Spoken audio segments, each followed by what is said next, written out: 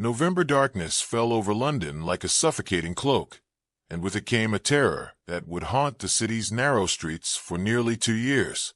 Picture this: a metropolis of 500,000 souls crammed into a medieval maze of alleyways barely wide enough for 2 men to pass. No streetlights, no police force, just 12 elderly watchmen armed with lanterns and wooden staffs to patrol the entire sprawling chaos of England's capital. On the evening of November 3rd, 1678, merchant Thomas Blackwood kissed his wife goodbye at their Cheapside residence and stepped into the gathering dusk. He was bound for a business meeting less than half a mile away, a journey that should have taken 15 minutes through familiar streets. Thomas Blackwood never arrived. More chilling still, he was never seen again. His wasn't the first disappearance that autumn, but it was the one that finally pierced through the city's collective denial. 3 other men had vanished in the preceding weeks, all respectable citizens, all swallowed whole by the urban darkness. But Blackwood was different. He was wealthy, connected, and his brother sat on the Court of Aldermen. His disappearance couldn't be ignored, couldn't be dismissed as a simple robbery gone wrong or a drunken tumble into the Thames. What the authorities didn't yet understand was that London itself had become a predator's paradise. The Great Fire of 1666 had destroyed 80% of the city's core just 12 years earlier, and the rebuilding had created something unprecedented: a hybrid landscape where medieval warrens intersected with newer, wider thoroughfares. This created hundreds of transitional spaces, passages between old and new, light and shadow, civilization and chaos. The killer, whoever he was, understood this new London better than anyone. He moved through its contradictions like a ghost, striking at the precise points where the city's geography became his accomplice. He chose victims at the edges of respectability and darkness, at those crucial moments when a man stepped from the known world into the uncertain.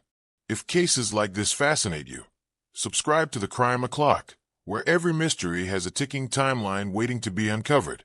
The morning after Blackwood's disappearance, his brother Richard stormed into the Guildhall demanding action. The Lord Mayor, though sympathetic, could offer little beyond posting notices and increasing watch patrols. The concept of investigating a crime was still largely foreign. Watchmen reacted to disturbances. They didn't hunt criminals through methodical inquiry. That infrastructure simply didn't exist. But Richard Blackwood was not a man easily deterred. He hired private searchers, offered rewards, and began his own grim survey of London's underworld. What he discovered in those first frantic days was more disturbing than his brother's fate. The city's geography conspired against justice itself. There were neighborhoods, entire districts, really, where the law's reach simply ended. The rookeries of St. Giles, the alleys behind Billingsgate, the courts off Whitechapel Road. These were sovereign territories of poverty and crime, places where even armed groups of watchmen feared to enter after dark. A man could commit murder on Fleet Street and be untouchable in St. Giles within 5 minutes, provided he knew the routes. And someone clearly did. By late November, 2 more men had vanished under nearly identical circumstances. Both were merchants traveling short distances through mixed neighborhoods at dusk. Both disappeared completely, leaving no trace, no witnesses, no bodies. It was as if the city itself had opened its mouth and swallowed them whole. The pattern was there, glaring and obvious in retrospect, but invisible to a city that had no framework for recognizing such things. This wasn't random violence or opportunistic robbery. This was something calculated, methodical, and deeply unsettling. A predator who understood urban space as a weapon, who had mapped the city's vulnerabilities and was exploiting them with terrifying precision. As December's cold settled over London, the streets began to empty earlier each evening. Those who could afford hired escorts for even short journeys. The watch doubled their numbers in commercial districts. And still, the disappearances continued. The city was waking up to a new kind of nightmare, one born not just from human evil, but from the very stones and shadows of urban life itself. London had created the perfect hunting ground, and something had emerged to claim it. To understand how one man could become a phantom in a city of 500,000, You must first understand what London was in 1678. Not a city in the modern sense, but a living paradox of progress and medieval decay. The Great Fire had consumed the old walled city, that ancient Roman footprint where London had huddled for a millennium. In its place rose something unprecedented.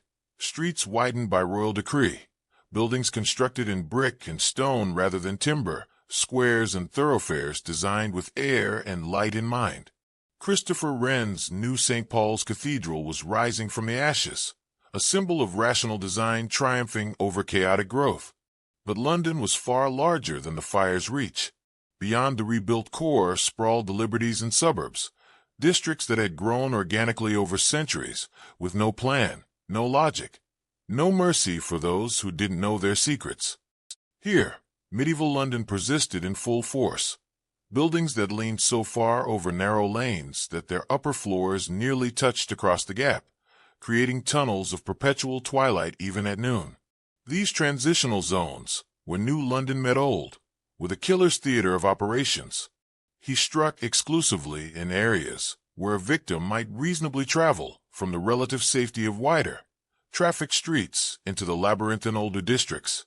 The geography itself became an accomplice, offering countless escape routes while trapping victims in unfamiliar territory. Consider the journey Thomas Blackwood never completed. Modern reconstruction of his intended route reveals a passage through 3 distinct urban environments within half a mile.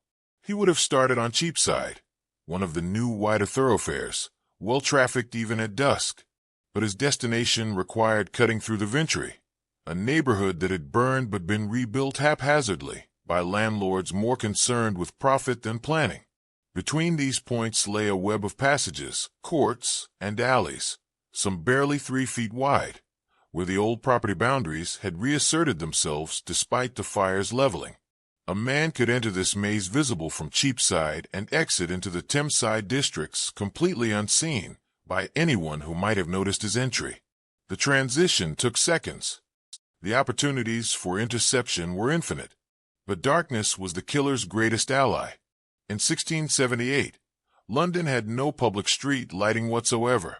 The wealthy hired link boys carrying torches to light their way, or traveled with servants bearing lanterns. The merchant class, men like Blackwood, often relied on their familiarity with routes and the ambient light spilling from windows and open doorways. This created islands of visibility in an ocean of darkness. A man might walk through patches of light.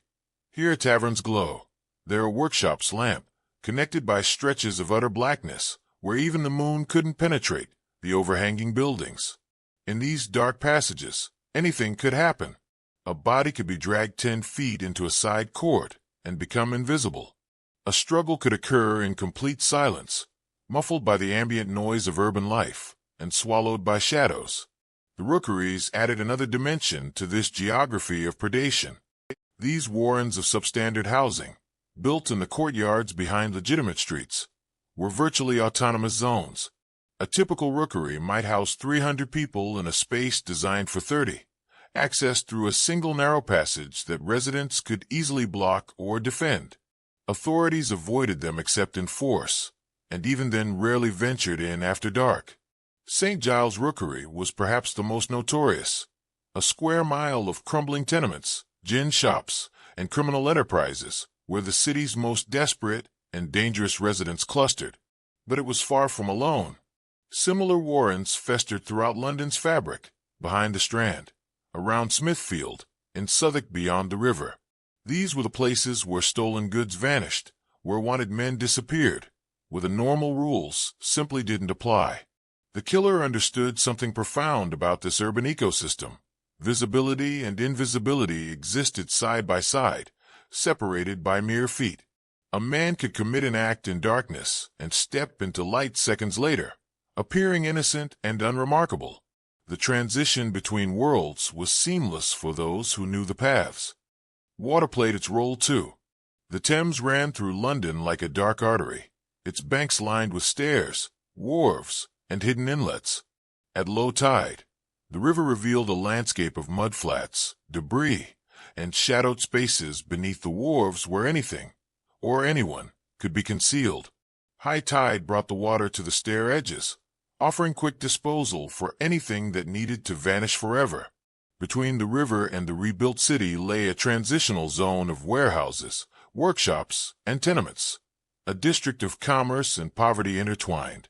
Here, the Thames Street fire of 1666 had destroyed everything down to the waterline, but rebuilding had been slow and irregular. Empty lots existed beside new construction, creating gaps in the urban fabric where wilderness persisted amid civilization. The killer's geography extended vertically too. London was a city of cellars and attics, of spaces above and below the street level where few ventured. Many buildings had multiple cellars, some dating to medieval times, connected by passages that no longer served any legitimate purpose. These underground networks, dank, unmapped, and largely forgotten, offered movement invisible from the surface. December brought ice to the Thames, and a sixth disappearance that finally revealed the pattern authorities had been too blind to see. Sir Edmund Ashford was not a merchant or tradesman, but a minor nobleman, a man of sufficient rank that his vanishing sent shockwaves through London's elite. When a baronet could disappear as thoroughly as a shopkeeper, no one was safe. Ashford had been attending a dinner party in Covent Garden on December 18th, a gathering of intellectuals and minor aristocracy in one of London's newer, fashionable districts. He left at 9:30, early by gentlemen's standards, citing an appointment the following morning. His manservant had accompanied him to the door with a lantern, but Ashford waved him off. His lodgings on the Strand were a mere 10-minute walk, through streets he knew intimately. 10 minutes became eternity. What made Ashford's case remarkable was the precision with which his final movements could be traced. Unlike the merchants who had vanished in relative anonymity, Ashford was recognized. A link boy spotted him turning down a passage toward the river. A night soil collector saw a gentleman matching his description near Somerset House. A watchman heard expensive boots on cobblestones near one of the Thames stairs. And then nothing. Silence. Absence. Richard Blackwood, still searching obsessively for his brother 2 months after Thomas's disappearance, saw immediately what others had missed. He laid out a map of London in his study and marked each vanishing with a pin. 5 merchants and now 1 nobleman, all gone without trace. The pins formed a crescent along the Thames, curving from Blackside through the Vintry, past Queenhithe, and now reaching westward toward the Strand. Every disappearance occurred in twilight or early evening. Every victim was traveling alone through transitional zones between established districts. Every vanishing happened in areas where old London's labyrinthine layout persisted despite the fire's destruction. The geography itself was speaking, screaming even, but London had no one trained to hear it. Blackwood presented his findings to the Lord Mayor and the Court of Aldermen. He argued for organized searches of the rookeries, systematic questioning of residents in the marked districts, rewards for information.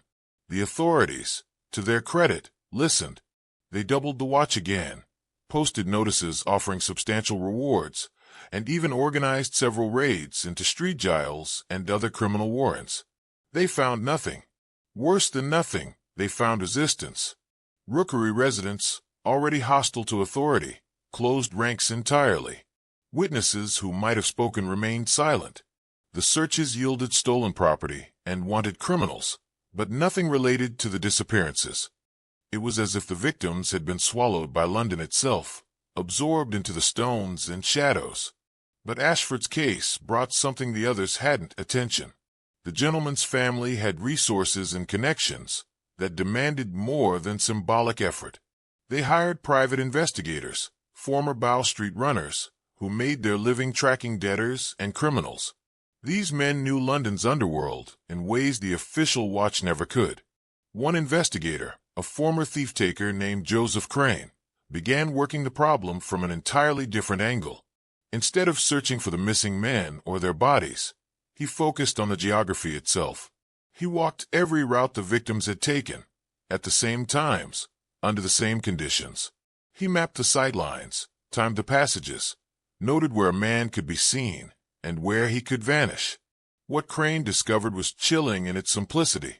Each disappearance occurred at a specific type of location, a point where a victim transitioning from one district to another would be temporarily isolated from observation. Not in the deep rookeries, where a gentleman wouldn't venture, and not on major thoroughfares, where disappearance would be impossible, but in those in-between spaces, a passage connecting two streets, a court leading to a Thames stair, an alley cutting through to save time. These were places a respectable man might reasonably enter alone, expecting to emerge into familiarity within seconds. But each location offered immediate access to escape routes invisible from the entry point. A killer waiting in such a space could strike quickly, drag a victim a mere 10 or 15 feet into complete concealment, and be gone before anyone noticed an absence. Crane's revelation transformed the investigation. The authorities were no longer searching blindly, but could focus on specific types of locations. The watch began posting men specifically at these transitional passages during high-risk hours. Rewards were offered not just for information about the missing men, but for anyone who had seen suspicious behavior in these identified zones. The response was immediate and overwhelming, and utterly useless. In a city where crime was endemic and every shadow held potential threat, people reported suspicious behavior constantly. Watchmen investigated hundreds of claims. Lurking figures, strange noises, bloodstains that turned out to be spilled wine or animal waste.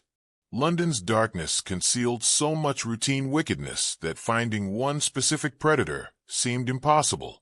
Yet the killer had made one crucial error with Ashford's abduction. He'd taken someone whose absence created institutional pressure that wouldn't dissipate. The baronet's family had the king's ear. The investigation couldn't be allowed to simply fade away, as it might have with merchants of no particular standing. As Christmas approached, London transformed into a city under siege by its own geography. The streets emptied earlier each evening.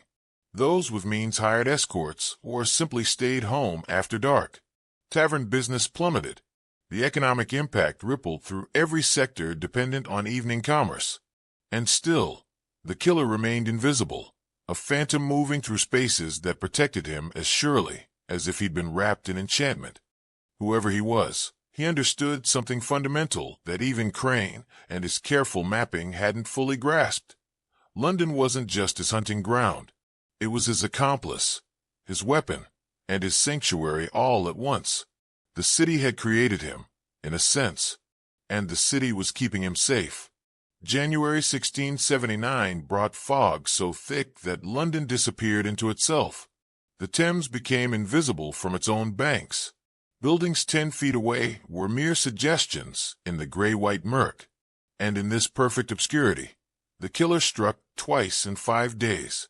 The first victim was a goldsmith named Peter Whitmore, taken on January 9th, while walking from his Lombard Street workshop to his home in Cornhill.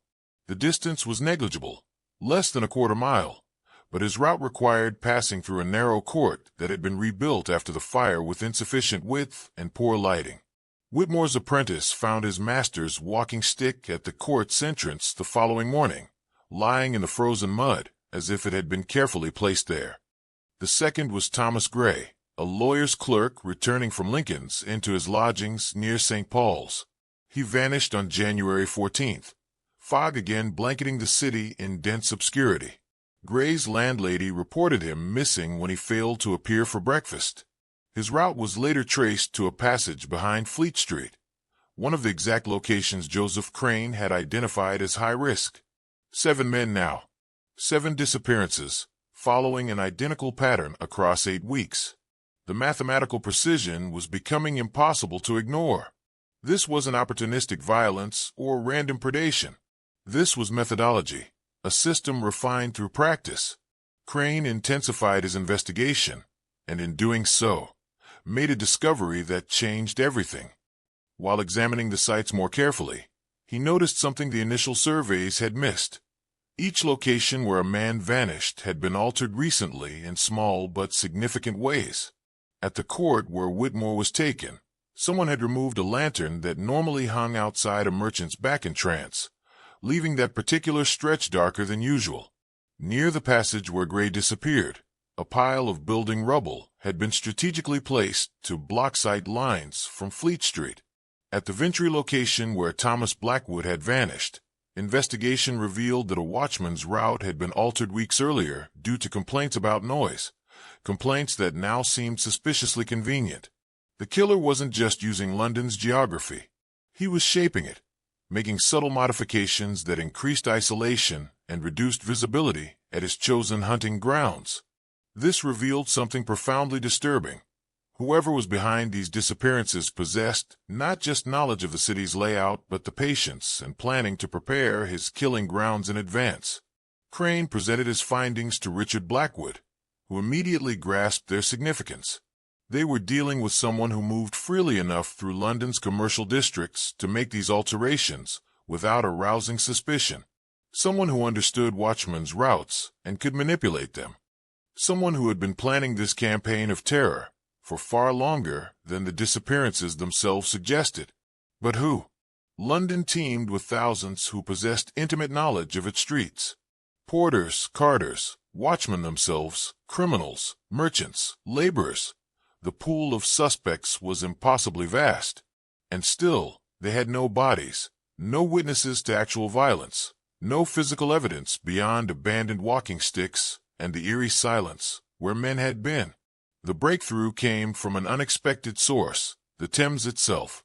On January 20th, an unusually low tide exposed mudflats near Queenhithe that were typically submerged. A group of mudlarks, children who scavenged the river's edges for anything of value, discovered something wedged beneath the wharf's pilings. A gentleman's coat, expensive wool now rotted and stained, but still recognizable by its silver buttons. The buttons were engraved with initials, T.B. Thomas Blackwood. Richard Blackwood identified the code immediately, though his brother's body was nowhere to be found. The discovery's location was telling, directly below one of the Thames stairs that Crane had marked as a high-risk transition point. The killer was using the river, but not as others had assumed for simple disposal. The coat's position suggested it had been deliberately wedged there, perhaps to weight down something else that had long since washed away or decomposed. Crane organized searches of similar locations along the Thames, hidden spaces beneath wharves, behind stairs, in the architectural gaps where river met city. They found fragments, a shoe that might have belonged to Peter Whitmore, scraps of fabric, a purse identified as Gray's by his employer. All had been concealed in spaces only visible at the lowest tides, spaces that required intimate knowledge of the river's rhythms to exploit. The killer knew water as well as stone. He understood tides, currents, and the Thames's capacity to conceal and destroy. This narrowed the suspect pool considerably. Whoever was responsible likely worked near the river or had substantial experience with its behavior. But it also revealed the grim fate of the victims. These men weren't being held captive or transported to the rookeries. They were being killed quickly, probably at or very near the abduction sites, and their bodies were going into the Thames through carefully chosen access points. The river, that great dark artery of London commerce, was swallowing the evidence, while the killer slipped back into the city's crowds. The question that haunted Crane and Blackwood was simple but terrible. Why? Robbery seemed inadequate as motive. Some victims had been relatively wealthy, others merely comfortable, but none had been carrying fortunes. Their belongings, rings, watches, purses, were being disposed of along with their bodies rather than sold or pawned. If theft was the motive, it was being pursued with spectacular inefficiency. The alternative explanations were darker. Perhaps the killer derived satisfaction from the acts themselves, from the perfect execution of his urban predation. Perhaps the disappearances served some purpose that hadn't yet revealed itself. Or perhaps, most disturbing of all, they were practice, a refinement of technique in preparation for something larger. As January gave way to February, London's terror reached a crescendo. The fog persisted, and with it came paralysis. Evening commerce collapsed entirely. People hired armed escorts for journeys of mere blocks. The watch was supplemented by volunteer patrols organized by merchants and guildsmen. The city had become a prison of its own fear, locked down by an invisible predator who struck without warning and vanished without trace. And yet, for all the terror, For all the heightened vigilance and organized searching, the authorities still had almost nothing concrete. 7 men were gone. Fragments of their possessions had been recovered, but they had no suspect, no clear motive, and no understanding of how one person could move so freely through a city now desperately watching its own shadows. The answer, when it finally came, would emerge not from brilliant deduction, but from the one variable no one could control: human error. Even the most careful predator eventually makes a mistake. And in a city as crowded and complex as London, mistakes had witnesses.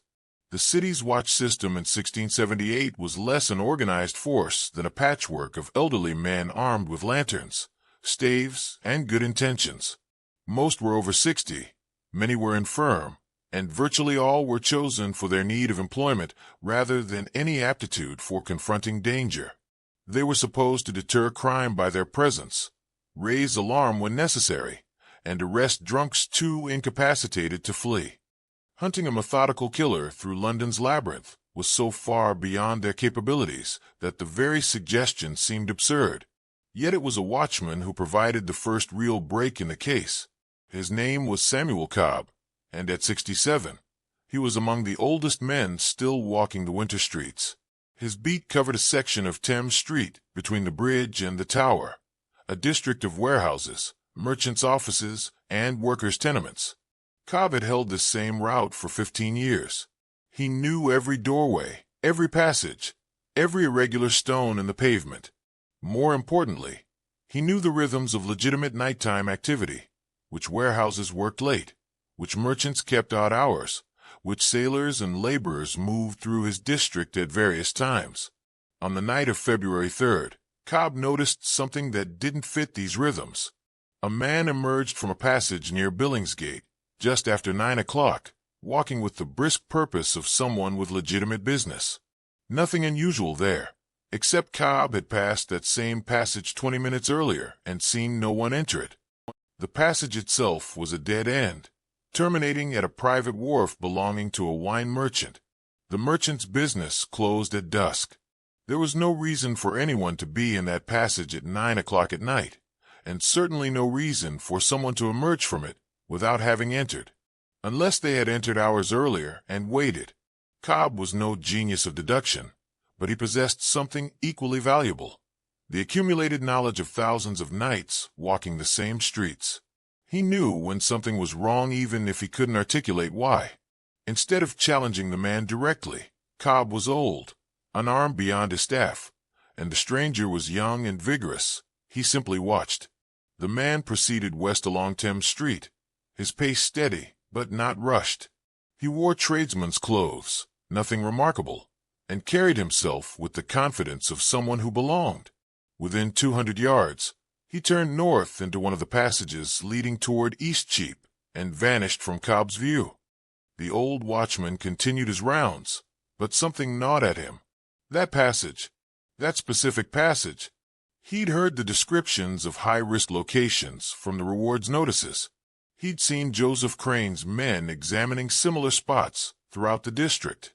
This passage fit every characteristic they described: narrow, connecting 2 different types of streets, offering multiple escape routes. When Cobb completed his circuit and returned to the area an hour later, he did something that would later be called either brilliant or foolhardy.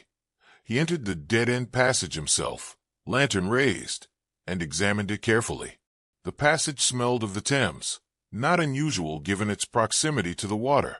But there was something else beneath that river stench, something metallic and organic that Cobb's nose recognized even if his mind wanted to deny it. Blood has a distinct odor, especially in quantity. The old watchman had smelled it before, at accident sites and places where the city's casual violence left its marks. He found the source near the wharf entrance. Dark stains on the cobblestones, still slightly damp despite the hours that had passed. Someone had tried to wash them away. There were bucket marks and water streaks, but the stone's irregular surface had retained enough residue to be visible by lantern light. Cobb didn't touch anything. Instead, he marked the location in his mind and continued his rounds until his shift ended at dawn. Then, rather than going home to sleep as he normally would, He walked directly to the house of Richard Blackwood. The merchant received him immediately, despite the early hour and his disheveled appearance. When Cobb described what he'd seen, Blackwood sent for Joseph Crane at once. By mid-morning, 3 men stood in that dead-end passage, examining the evidence by daylight. The stains were definitely blood, and in sufficient quantity to suggest major violence. Someone had indeed attempted to clean the scene, but had done so hastily, or with insufficient light, to see what remained. More significantly, Crane's examination revealed something else: scuff marks on the wharf's edge, suggesting something heavy had been dragged to the water. They were standing at a murder site. Finally, after months of searching, they had found where at least one of the killings had occurred. But the revelation brought limited satisfaction. The location confirmed what they'd already theorized. Victims were being taken in isolated passages and disposed of via the Thames. It provided no new information about the killer's identity. Except for one critical detail: Samuel Cobb had seen him. Over the following days, Cobb worked with a sketch artist, describing the man he'd observed. The resulting image was frustratingly generic: medium height, medium build, dark hair, wearing workman's clothing. It could have been 1,000 men in London, but Cobb insisted there was something distinctive about the man's movement, a particular way he carried himself that the old watchman couldn't quite articulate, but would recognize if he saw it again. This led to an unprecedented decision. Cobb was reassigned from his usual rounds to walk different districts each night, specifically targeting the high-risk passages that Crane had identified. He was given a whistle to summon help and instructed to observe rather than confront. The goal was simple: if the killer struck again, perhaps Cobb would be present to recognize him. It was a desperate measure, more hope than strategy. London's scale made the probability of chance recognition impossibly small. The killer could simply avoid the watched passages, alter his pattern, or cease his activities entirely now that one scene had been discovered. But human psychology is a curious thing. Predators, especially successful ones, develop routines and preferences that become difficult to abandon. They return to familiar hunting grounds, repeat patterns that have worked before. The killer had been operating with impunity for months, perfecting his technique. The discovery of one blood-stained passage wasn't enough to make him change everything. 3 weeks passed with no new disappearances. London began to breathe slightly easier, hoping perhaps the terror had ended. The watch maintained their heightened vigilance, but the initial panic began to subside. People started returning to evening activities, though still in groups, and still avoiding the most notorious passages. Then, on February 26th, a clerk named William Foster failed to return home from his banking house near Lombard Street. His wife reported him missing the following morning. His route was traced to a passage behind St. Mary Woolnoth Church, a location that perfectly matched the established pattern. The killer had not stopped. He'd merely waited for the city's attention to drift, for vigilance to fatigue into complacency. And now he'd claimed his 8th victim, proving that neither discovery nor heightened watch could deter him from his urban hunting. But this time, something had changed. Samuel Cobb had been walking a route that night that brought him within a quarter mile of St. Mary Woolnoth. He'd seen no one matching his suspect's description, but he'd heard something, a brief, sharp cry that cut through the ambient noise of the city around 8:30. The sound had come from somewhere near the church, but by the time Cobb could navigate the intervening streets, there was nothing to find. Nothing except that same metallic scent beneath the river stench, drifting from a passage he hadn't yet entered. The old watchman stood at the passage entrance, lantern raised, and realized with cold certainty that the killer was growing bolder. He'd struck earlier in the evening than previous attacks. He'd chosen a location closer to traffic streets. He was becoming confident to the point of recklessness. And recklessness, as any hunter knows, is the moment when prey becomes most vulnerable. The discovery of William Foster's blood near St. Mary Woolnoth confirmed what investigators had feared. The killer showed no signs of stopping. But it also revealed something else, a crucial detail that had been invisible until now. Among the stains, Crane found a partial footprint preserved in accumulated grime between cobblestones. The print showed a distinctive wear pattern. The right boot's heel was worn significantly more on the outside edge than the left, suggesting the wearer walked with a slight outward cant to his right foot. It was a small thing, almost nothing, but in a city where most people walk miles daily, and boots were expensive enough to be worn until they literally fell apart, such wear patterns were as individual as signatures. If they could find boots matching that pattern, they would have their killer. The problem was searching every boot in London was impossible. But there was another approach, one that required descending into the city's most dangerous territories, the rookeries themselves. These criminal warrens were where stolen goods were fenced, where wanted men hid, and where anyone needing to disappear could vanish into a population that asked no questions and told no tales.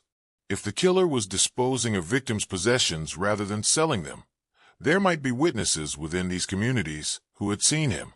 The rookery residents trafficked in information as readily as stolen property. For the right price, memories could be refreshed. Richard Blackwood, Joseph Crane, and a hired group of former soldiers entered St. Giles Rookery on the morning of March 2nd. They brought coin rather than weapons, though the soldiers were armed for protection. The strategy was negotiation, not confrontation. They were seeking an audience with the rookery's informal leadership, the receivers and gang leaders who controlled commerce within these autonomous zones. St. Giles was a revelation of urban decay. Buildings that should have collapsed years ago were held upright by the structures pressed against them. Courtyards were filled with refuse piled so high that ground floors had become basements. The air was thick with the stench of human waste, rotting garbage, and the sickly sweet smell of cheap gin. Faces appeared at broken windows, children with ancient eyes, women with bruises mapping violence across their skin, men whose expressions held calculations of threat and opportunity.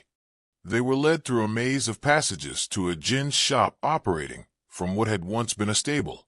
There, they met a man known only as Moses, a fence of such long standing that he'd become an institution. Moses was perhaps 50, though poverty and gin made precise age impossible to determine. He listened to their proposal with the careful attention of someone who had survived decades by understanding exactly when cooperation served his interests. What they offered was this: a substantial reward for information leading to the killer's identity, paid immediately upon verification, with absolute protection for the informant. No arrests for unrelated crimes. No questions about how the information was obtained. Just clean money for actionable intelligence. Moses considered this, then nodded slowly. He sent runners into the rookery's depths, calling in debts and summoning those who might know something. Over the next 4 hours, Blackwood and Crane interviewed a parade of London's invisible people: thieves, prostitutes, beggars, mudlarks, and others who survived by observing what respectable society ignored. Most had nothing useful. Some tried to fabricate stories for the reward. But one woman, a prostitute who worked the Thameside areas, provided something genuine. She described a man she'd seen regularly over the past months, always near the river around dusk, always alone, always walking with purpose through areas that had seen disappearances. What made her notice him was his boots. Despite wearing workman's clothing, his boots were of better quality than his coat suggested, good leather, well maintained. And he walked oddly, with his right foot turning slightly outward. She'd noticed because she'd been taught to observe such details, to catalog the men who moved through her territory in case identification became necessary later. She'd never spoken to him. He'd never solicited her services. But she'd seen him enough times to recognize him by movement alone. More importantly, she could identify where he seemed to be based. He always appeared from the direction of Southwark, across London Bridge, suggesting he either lived or worked on the bridge itself or in the districts immediately south of the Thames. This narrowed the search dramatically. London Bridge was one of the city's most distinctive features, a stone structure lined with buildings, shops, and even a chapel, creating essentially a street suspended over water. Hundreds of people lived and worked there, but it was a finite population compared to the vastness of London proper. and the southern approaches to the bridge in Southwark were a distinct district with their own character and communities. Crane recognized the significance immediately. Southwark explained everything. The killer lived or worked south of the river, but hunted north of it. He crossed the bridge regularly, which was why he knew the northern riverside districts so intimately. His familiarity with Thames tides, with access points to the water, with the rhythms of riverside commerce, all of it made perfect sense if his life centered on the bridge or Southwark. But Southwark presented its own challenges. It was technically outside London's jurisdiction, governed by Surrey's authorities rather than the city's. It had its own watch, its own courts, its own complex web of jurisdictions and liberties. Coordination between London and Southwark authorities was minimal at best, hostile at worst. Neither trusted the other, and both resented interference in their territories. Nevertheless, Blackwood used his influence to arrange a meeting with Southwark's magistrates. He presented the evidence, explained the pattern, and requested permission for Crane to investigate on the southern bank. The magistrates were skeptical. 7 disappearances in London didn't necessarily constitute their problem. But the possibility that a serial killer was using their borough as a base of operations concerned them enough to grant limited cooperation. Crane began systematically working the Southwark side of London Bridge. He interviewed shopkeepers, residents, workers at the wharves and warehouses. He was looking for men who fit the general description and who had the right kind of boots. The footwear was crucial. In an era when clothing was often generic and faces forgotten, boots were distinctive, expensive, and worn daily until they wore out. The search was painstaking. Crane examined hundreds of men, watching how they walked, noting their footwear. He visited cobblers, asking about customers who'd had boots repaired with the distinctive wear pattern. He haunted the bridge itself, observing the flow of traffic, identifying who crossed regularly, and who seemed to be watching the northern districts with particular attention. Days became weeks. March brought warmer weather and longer daylight, which seemed to pause the killer's activities. No new disappearances occurred, which some took as evidence the killer had fled or died. But Crane suspected otherwise. The warmer weather brought more foot traffic, longer hours of visibility, and fewer opportunities for isolated predation. The killer was simply waiting for conditions to favor him again. And then, on March 28th, a cobbler in Southwark contacted Crane with intriguing information. A customer had brought in boots for repair 2 weeks prior. Good quality boots with precisely the wear pattern Crane had described. The cobbler remembered because the customer had been insistent about quick service and had paid extra for immediate repair. The work had been completed within 2 days, and the customer had collected the boots personally. The cobbler's description matched what they knew. Medium build, dark hair, workman's clothing. But he added one crucial detail. The man had given his name and trade. He was called John Deacon, and he worked as a porter on London Bridge itself, moving goods between warehouses and shops. A porter. Someone whose job required constant movement through commercial districts. Someone who would be invisible in workman's clothes. Someone who could carry heavy loads without arousing suspicion. Someone who crossed the bridge daily, knew the riverside areas intimately, and whose presence anywhere near the Thames would be utterly unremarkable. Finally, after 4 months of terror and 8 victims, they had a name. John Deacon was a ghost made flesh. Once they had a name, Crane expected to find an abundance of information, employment records, references, a history of some kind. Instead, he found almost nothing. Deacon had appeared in London approximately 18 months earlier, claiming to be from Kent but providing few specifics. He'd found work as a porter through word of mouth, paid his rent on time, and left virtually no impression on anyone who encountered him. His lodgings were in a modest house on the Southwark side of the bridge, a single room in a building housing a dozen other workingmen. His landlady described him as quiet, clean, and forgettable. He kept odd hours, but so did many laborers. He spoke little, but silence wasn't unusual among London's working poor. He had no friends she knew of, no visitors, no vices that she could detect. He was, in every way, invisible, which was precisely the point. Crane and Blackwood faced a delicate problem. They had a name and a likely suspect, but no concrete proof connecting John Deacon to the murders. The footprint evidence was suggestive, but not conclusive. The prostitute's identification was reliable, but came from someone whose testimony at court might dismiss. They needed either to catch Deacon in the act or to find physical evidence linking him to the crimes. The decision was made to watch him rather than arrest him immediately. Crane organized a rotation of observers, trustworthy men who could follow Deacon without being noticed, documenting his movements, identifying his patterns, waiting for him to make a mistake or reveal something incriminating. What they discovered over the following weeks was chilling in its banality. Deacon's days followed predictable routines. He woke early, took employment moving goods along the bridge and riverside wharves, worked until dusk, and returned to his lodgings. He ate at cheap cookshops, drank sparingly at taverns, and spent his evenings in his room. He attended no churches, joined no social gatherings, and formed no relationships that observers could detect. But there were gaps.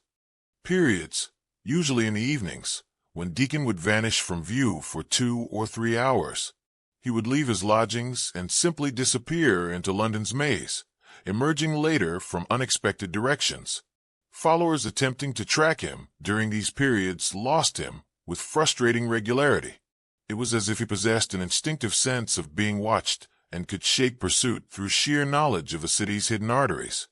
During one such gap, on April 15th, a merchant traveling alone through Southwark was attacked, but managed to fight off his assailant. The victim described his attacker as matching Deacon's general description, and the attack occurred during one of Deacon's unaccounted-for periods. But the merchant had been too focused on survival to provide detailed identification, and the dim light made certainty impossible. It was maddening. They were almost certain they had their killer, but certainty wasn't enough for prosecution. English law required evidence, testimony, proof beyond reasonable doubt.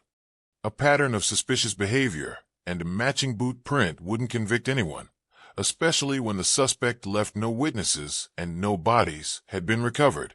Blackwood advocated for immediate arrest. 4 months of investigation had consumed his fortune and his health. His brother was almost certainly dead, and every day Deacon remained free was another opportunity for violence. But Crane counseled patience. Arrest Deacon without sufficient evidence, and a clever defense might secure acquittal. Then, under the legal doctrine preventing double jeopardy, Deacon could never be tried again even if damning evidence later emerged. The stalemate was broken by Samuel Cobb. The old watchman had been walking varied routes for months, hoping for another glimpse of the man he'd seen in February. On April 23rd, his persistence was rewarded. He spotted Deacon emerging from a passage near Billingsgate. Not the same passage as before, but similar in character and location. Cobb followed at a careful distance. Deacon walked with that distinctive gait, right foot canted outward, moving with confident purpose through the evening crowds. Instead of returning directly to Southwark, he went north, away from the river, into the commercial districts behind Cornhill. The old watchman summoned help with his whistle. 2 other watchmen joined him, and together they shadowed Deacon through the darkening streets. What they observed was a predator at work. Deacon moved through the city like a man studying terrain, pausing at passage entrances, noting who entered and exited, timing the flow of foot traffic. He was selecting, evaluating, preparing. When Deacon finally returned to his lodgings near midnight, the watchman immediately reported to Crane. The description of Deacon's behavior confirmed what they'd suspected. He was actively hunting. The question was whether he was preparing for an immediate attack or simply maintaining his knowledge of promising locations. Crane made a decision. They would continue surveillance, but with increased intensity. Every gap in Deacon's daily routine would be covered. Every evening excursion would be followed. And if, when he attempted another abduction, they would have witnesses and could arrest him in the act or immediately after. The enhanced surveillance lasted 3 weeks. Deacon seemed to sense the increased attention and remained frustratingly cautious. His evening wanderings continued but yielded no attacks. He went to work, came home, repeated the cycle with mechanical regularity. Crane's men grew tired, their attention wavered, and the operation began to seem like an expensive waste of resources. Then, on May 17th, everything changed. Deacon failed to appear at his usual work. His landlady reported he'd left before dawn with a bundle of possessions, not everything he owned, but enough to suggest travel. By the time Crane was notified and reached the lodgings, Deacon had been gone for hours. The room yielded little at first glance. Sparse furnishings, basic clothing, nothing obviously incriminating. But Crane conducted a thorough search, and beneath a loose floorboard, he found a cache that confirmed every suspicion. 8 rings, 5 watches, 2 purses, and a collection of small personal items, handkerchiefs, buttons, a silver pen. Each piece was marked or distinctive enough to be identifiable. Among them was Thomas Blackwood's signet ring. They had their evidence, but their suspect had fled. Deacon had somehow realized the investigation was closing in and had chosen flight over continued invisibility. The question now was whether London's rudimentary law enforcement could find one man who'd proven himself a master of urban concealment, who knew every passage and hiding place, who could disappear as completely as his victims had. Richard Blackwood held his brother's ring in trembling hands and wept. For months of searching had ended in confirmation of what he'd known in his heart. Thomas was dead, murdered by a predator who'd turned London itself into a weapon. But the confirmation brought no peace, only rage. Deacon had escaped. Justice remained unserved. Descriptions of Deacon were posted throughout London and sent to every major city in England. Rewards were offered for information leading to his capture. The ports were watched, the highways monitored. But they were looking for one man in a country of millions, a man who'd proven himself exceptional at remaining unseen. For 3 days, the search yielded nothing. Deacon had vanished as thoroughly as any of his victims. And then, on May 20th, word came from an unexpected quarter. A watchman in Whitechapel had detained a man matching Deacon's description who'd been observed behaving suspiciously near one of the district's isolated passages. It seemed too easy, too fortunate. But Crane and Blackwood rushed to Whitechapel nonetheless, hoping against hope that their prey had finally been caught. The man detained in Whitechapel was not John Deacon. He was a porter named William Hayes, who bore a superficial resemblance to the description and who'd been urinating in an alley when the watchman spotted him.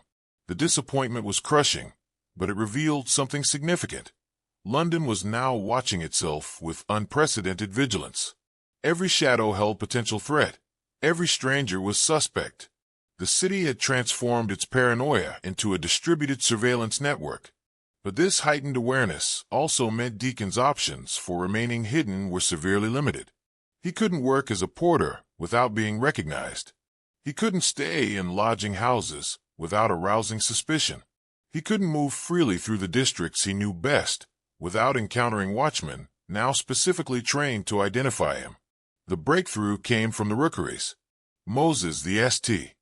Giles Fence, who'd helped identify Deacon's connection to Southwark, sent word to Crane on May 24th. Someone matching Deacon's description had been spotted in the Warrens behind Drury Lane, attempting to sell a silver watch to a receiver. The receiver, recognizing the item from descriptions circulated with the reward notices, had stalled the transaction and sent for Moses. By the time Moses's messenger reached the location, Deacon was gone. But the receiver provided crucial intelligence. Deacon was desperate, hungry, and running out of resources. He'd been willing to sell the watch for a fraction of its value, suggesting his hidden cache of funds had run out or been left behind in his flight. Desperate men made mistakes. Desperate men could be caught. Crane organized a systematic sweep of the rookeries, not the heavy-handed raids that had failed before, but a coordinated effort with the rookery leaders themselves. The reward money was increased and spread among multiple informants. The message was clear. Deacon's presence was now a liability to everyone. Help catch him, or the authorities would make life unbearable for the criminal communities sheltering him. The strategy worked. On May 27th, Deacon was spotted in a gin shop near 7 Dials. Crane's men, augmented by Moses's own people who knew the rookery's layout intimately, surrounded the establishment. There would be no escape through hidden passages this time. When they entered, Deacon was seated at a back table, a cup of gin before him, looking like any other exhausted laborer seeking oblivion in alcohol. He didn't run. Instead, he watched Crane approach with an expression of something like relief. The chase was over. The performance of invisibility had finally failed.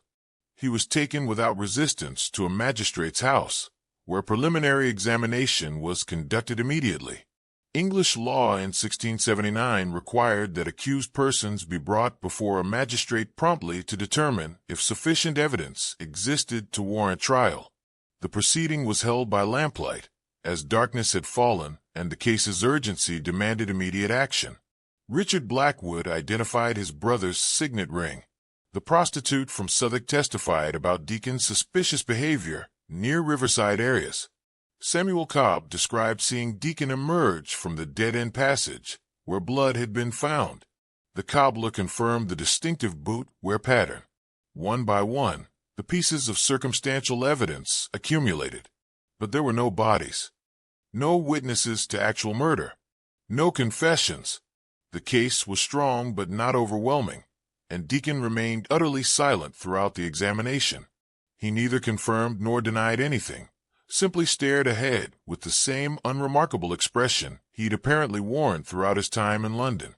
The magistrate, after hearing all testimony, committed Deacon to Newgate Prison to await trial at the Old Bailey. The decision was met with relief by those who'd spent months hunting him, but also with anxiety. Convictions for murder typically required a body or overwhelming direct evidence. They had neither. What they had was pattern, circumstantial connection, and stolen property. Enough to indict, but whether enough to convict remained uncertain. News of Deacon's capture spread through London like fire through dry timber. Crowds gathered outside Newgate, demanding to see the monster who'd terrorized their city. Ballads were written, pamphlets printed, and sermons preached about the evil that had walked among them wearing an ordinary face. The case became a sensation, transforming Deacon from invisible predator to notorious villain overnight. His trial was scheduled for June 15th at the Old Bailey Sessions House. The intervening weeks saw intense legal preparation. Joseph Crane and Richard Blackwood worked with prosecutors to organize evidence into a coherent narrative. They mapped Deacon's movements against the disappearances, documented his access to the crime scenes, and prepared the victims' families to testify about their lost loved ones. But they also faced a challenge. Deacon had secured legal counsel. A lawyer named Edward Hartley agreed to defend him, and Hartley was known for his skill in dismantling circumstantial cases. He would argue that suspicious behavior wasn't proof of murder, that possessing stolen property didn't prove killing, that without bodies or direct witnesses, the prosecution had nothing but supposition and fear. The trial itself drew unprecedented crowds. The Old Bailey's courtroom overflowed with spectators, merchants whose peers had vanished, families seeking justice, the morbidly curious, and those who simply wanted to see evil given human form. The proceedings began at 9 in the morning and would continue until a verdict was reached, however long that required. The prosecution presented its case methodically. Witness after witness testified to the pattern of disappearances, to Deacon's presence near crime scenes, to the discovery of victims' possessions in his lodgings. The narrative built layer upon layer. Opportunity, means, stolen property, suspicious behavior, flight when discovered. Individually, each piece might be explained away. Together, they formed a portrait of guilt. Hartley's defense was predictably aggressive. He challenged every witness's certainty, pointed out the absence of bodies, and argued that London's panic had created a rush to judgment against an innocent man. He suggested that Deacon might have purchased the items from actual thieves, that his presence near the river was explained by his work as a porter, that his flight was the understandable reaction of a poor man knowing he couldn't afford adequate defense. The trial's turning point came when Hartley made a tactical error. He called Deacon himself to testify, hoping the defendant's unremarkable demeanor would work in his favor. Deacon took the stand and began to answer questions in a flat, emotionless monotone. He denied everything. He claimed to have bought the possessions from various sellers, whose names he couldn't recall. He said he'd fled because he feared being falsely accused. But under cross-examination, something revealed itself. When asked specific questions about the victims, their names, their families, the details of their disappearances, Deacon displayed knowledge he shouldn't have possessed. He corrected the prosecutor on minor details about when Thomas Blackwood was last seen. He knew which victims had been merchants versus gentlemen. He referenced details about the crime scenes that had never been made public. The courtroom recognized it instantly. Deacon knew too much. His very attempts to deny involvement revealed intimate familiarity with crimes he claimed to know nothing about. It was the mistake Crane had been waiting for, the inevitable slip that came when maintaining deception became too complex. The jury deliberated for less than 2 hours. When they returned, the foreman delivered the verdict in a voice that carried to every corner of the packed courtroom. Guilty of murder. Deacon showed no reaction. He was sentenced to death by hanging, to be carried out at Tyburn within the week. The courtroom erupted in applause and weeping, families of the victims embracing, strangers celebrating the capture of a monster, and throughout it all, John Deacon standing silent and still, as unremarkable in conviction as he'd been in freedom. John Deacon was returned to Newgate Prison to await execution. In the days between verdict and hanging, tradition dictated that condemned prisoners could receive visitors, make confessions, and seek spiritual counsel. Many used this time to unburden themselves, to explain their crimes, to seek some form of redemption before facing eternity. Deacon did none of these things. He refused all visitors except one, Joseph Crane. The investigator who tracked him across London's labyrinth received a message on June 18th, requesting a private audience. Crane debated whether to go. There seemed little point in engaging with a man who'd maintained silence throughout his capture and trial.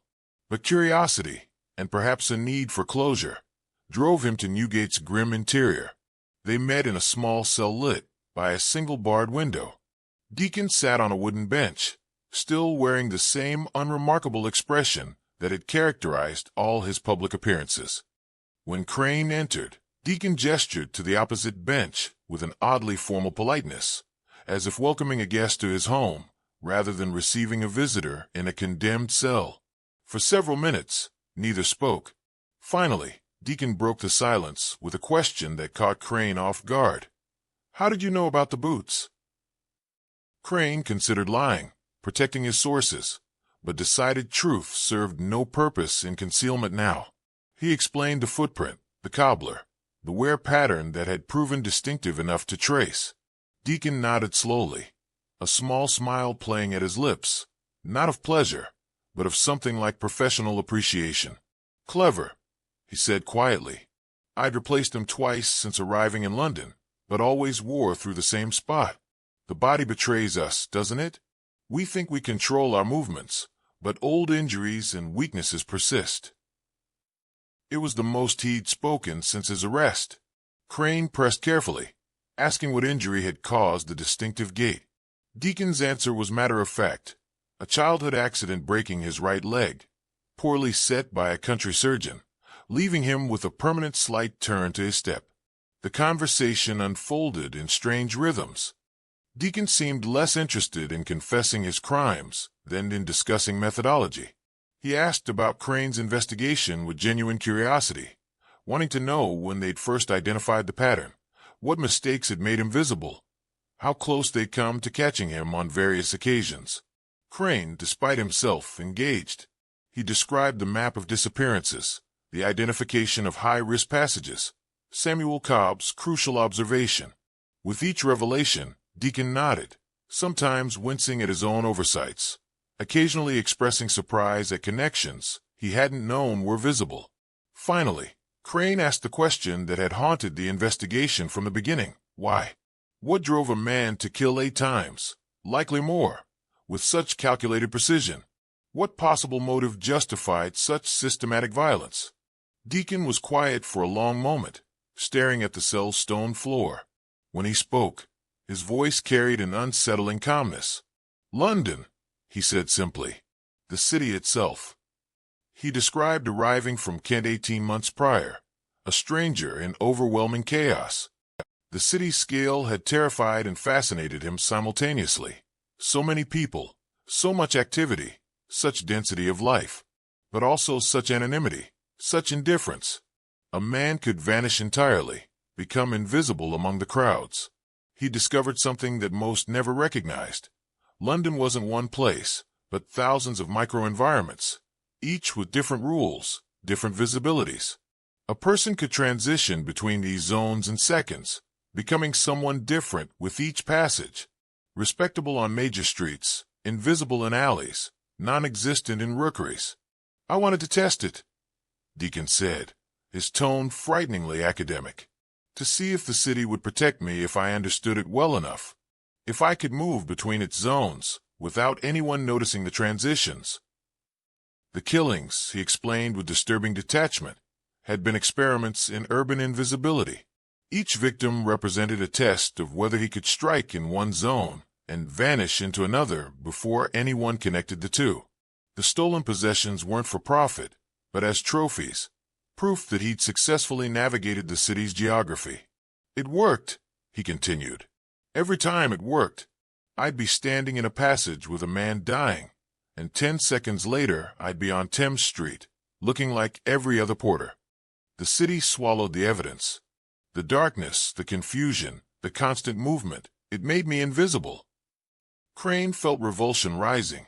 You killed 8 men to prove you could navigate London undetected? 9, Deacon corrected. There was another before Thomas Blackwood. He went into the Thames near Southwark. No one connected him to the others. He paused, then added with chilling precision, actually 11. 2 more, while you were watching me in April. You assumed the lack of reports meant I'd stopped. I'd just gotten better at disposal. The confession was delivered without emotion, without remorse, as if discussing successful navigation of complex terrain, rather than human lives destroyed. Deacon described each killing with the same clinical detachment, explaining his choice of locations, his timing, his disposal methods.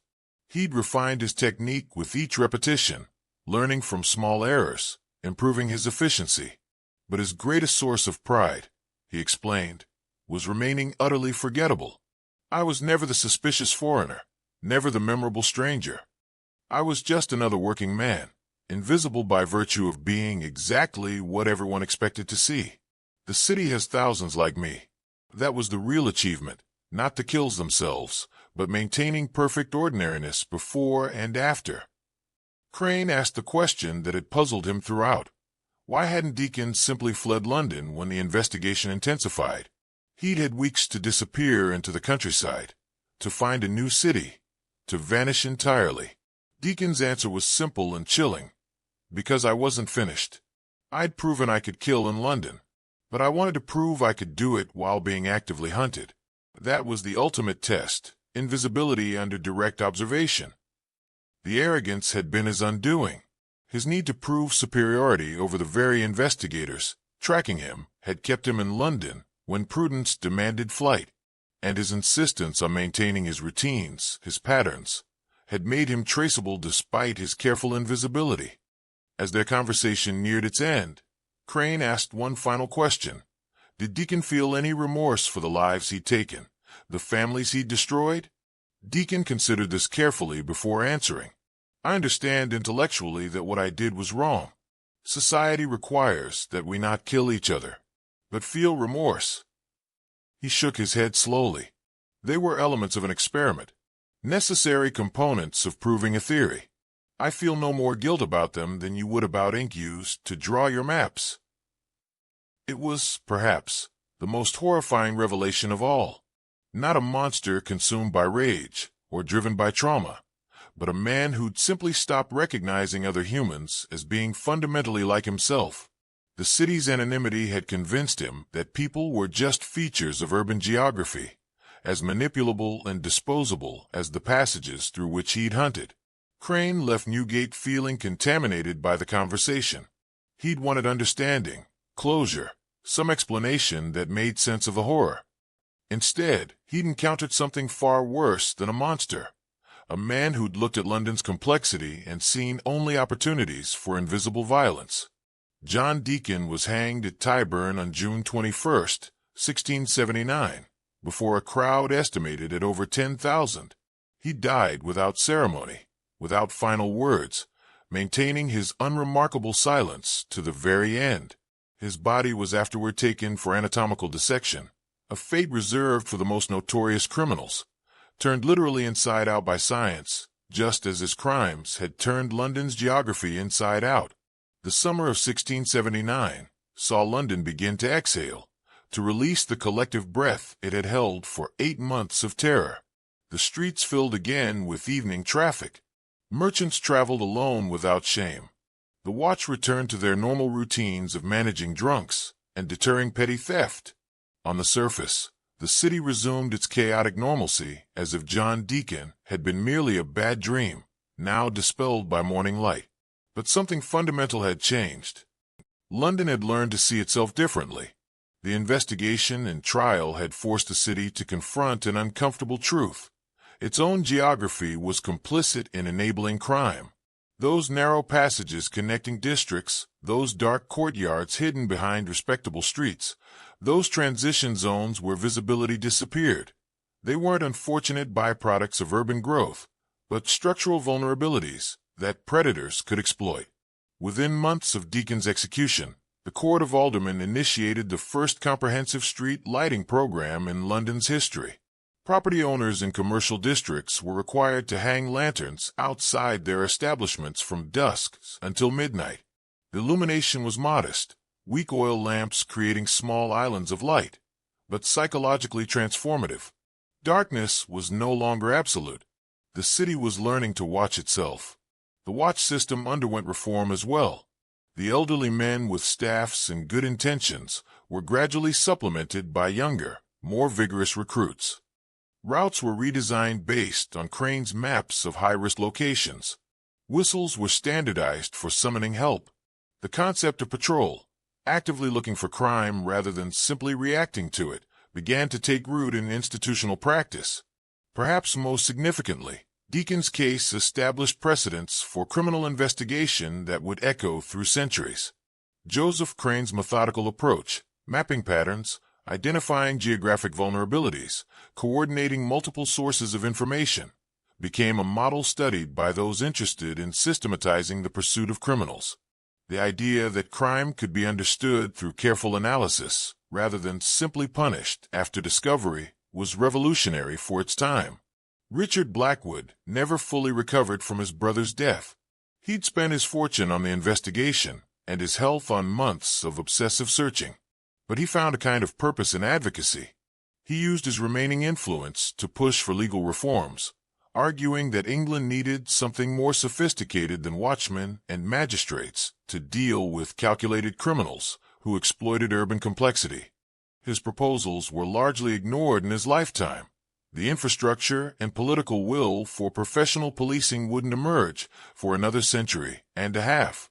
But his pamphlets and speeches contributed to a growing recognition that cities required new approaches to justice, that the old medieval systems were inadequate for urban environments where anonymity and mobility created opportunities for unprecedented crime. Samuel Cobb, the elderly watchman whose observation had cracked the case, became something of a local celebrity. His image appeared in ballads and broadsides celebrating the capture of the Thames Street monster, as Deacon came to be known in popular culture. Cobb served 5 more years on the watch before age finally forced his retirement. He died in 1686, having outlived the killer he'd helped capture by 7 years.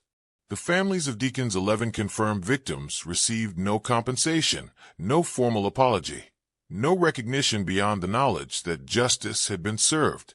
Their loved ones' bodies were never recovered, presumably long since carried by Thames currents to the sea or decomposed in the river's muddy depths. They buried empty coffins or held memorial services without remains, marking absence rather than presence. But they had something perhaps equally valuable: certainty. They knew what had happened, who was responsible, and that the killer had faced consequences.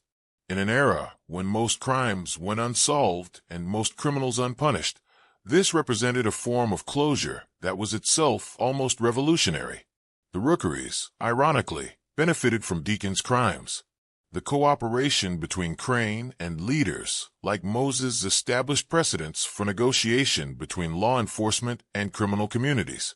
While still largely autonomous and hostile to authority, the rookeries became slightly less impenetrable. Information occasionally flowed outward when it served mutual interests. The absolute walls between legitimate London and its criminal underworld became at least partially permeable. The case entered popular culture with remarkable speed. Within a year, multiple theatrical productions depicted fictionalized versions of Deacon's crimes. Ballads recounting the Thames Street monster sold thousands of copies. Moral pamphlets used his story to warn against the dangers of urban anonymity and the importance of Christian community. He became, in death, far more visible than he'd ever been in life. What the popular accounts missed, what perhaps couldn't be conveyed to audiences seeking simple morality tales, was the complexity of what Deacon had revealed. He wasn't exceptional in his evil so much as exceptional in his understanding of urban space. The potential for invisible predation existed in every city, in every complex built environment where visibility was uneven and crowds provided anonymity. London's response to this revelation was partial and imperfect. Street lighting helped but remained inadequate. Watch reform improved things, but left enormous gaps. The rookeries persisted as autonomous zones for decades more. The city's labyrinthine geography couldn't be fundamentally altered without destroying and rebuilding vast sections, economically impossible and politically unthinkable. What changed instead was consciousness. Londoners became aware of their city's vulnerabilities in ways they hadn't been before. The innocent assumption that familiar streets were safe simply by virtue of familiarity died with Deacon's victims. In its place grew a more sophisticated understanding of urban risk, of the need for vigilance, of the ways geography enabled or prevented crime. By 1700, London would have over 600 street lamps. By 1750, organized policing would begin to emerge. By 1829, Sir Robert Peel would establish the Metropolitan Police, creating the first modern police force, professional, trained, and systematically deployed across urban space. The direct line from Deacon's crimes to these developments was invisible but real. London had learned it needed to watch itself, to illuminate its shadows, to acknowledge that the city itself could be weapon or shield, depending on how it was understood and managed. The passages where Deacon killed gradually disappeared. Some were widened during rebuilding. Others were blocked off or absorbed into new construction. The specific geography of his crimes became inaccessible, literally built over by the city's endless evolution. But the knowledge remained, encoded in institutional memory and popular culture. Today, walking through modern London, it's almost impossible to imagine the city as it existed in 1678. Electric lights eliminate the absolute darkness that was Deacon's greatest ally. Surveillance cameras create visibility where none existed before. Professional police patrol with resources and training medieval watchmen couldn't conceive. The rookeries are long gone, replaced by neighborhoods that are themselves now nostalgic for lost character. Yet the fundamental tension Deacon exploited persists in every city. The balance between density and anonymity, between urban efficiency and dangerous invisibility, between the freedom that complexity provides and the vulnerability it creates. Every metropolitan environment contains spaces where visibility drops, where crowds provide cover, where predators might operate if they understand the terrain well enough. What's your take on this case? How did London's own architecture become an accomplice to murder? Share your thoughts below and subscribe to the Crime O'Clock, because the next mystery is already ticking, and the shadows of history hold secrets that still echo in the cities we navigate today. The Thames continued flowing through London, indifferent to human drama, carrying its secrets to the sea. The city rebuilt itself over and over, layer upon layer, each generation riding over the last. But beneath the modern streets, in the archaeological record of crime and response, John Deacon's legacy persists. The recognition that justice requires not just laws and punishment but understanding. Of human evil, yes, but also of the spaces in which that evil finds opportunity to thrive. Thank you for following this dark journey through 17th-century London. The story of John Deacon and the Thames Street Monster reveals how urban environments themselves can become instruments of crime, a truth that remains relevant in every complex city today.